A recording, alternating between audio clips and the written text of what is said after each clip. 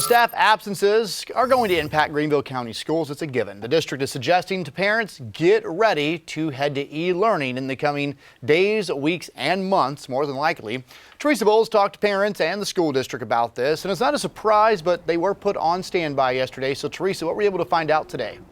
Well, the district says these absences are mostly COVID related. In fact, around 15% of staff were absent just yesterday.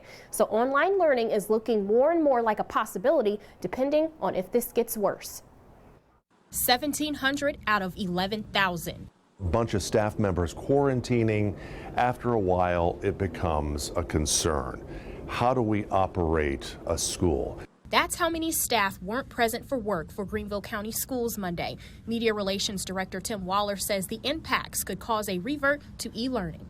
Staff absences eventually, spread out across the county is really the biggest concern. So maybe not so much at an individual school, but our ability to muster up substitute teachers or people here from the district building driving out to the schools to fill in. Waller says most of these absences are COVID related. Jeanette Schmidt saw this coming. I feel like it should have probably came sooner.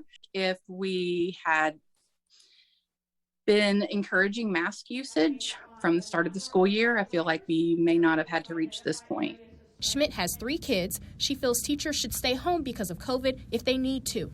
If a teacher has been exposed to COVID and is awaiting a test result, it's not realistic to expect them to come into a crowded classroom teaching students on the off hope that she doesn't spread COVID to them. Waller says this will be on a school-to-school basis, but he suggests for parents to make at-home preparations. It's not going to happen necessarily, but it could happen, and please plan for it.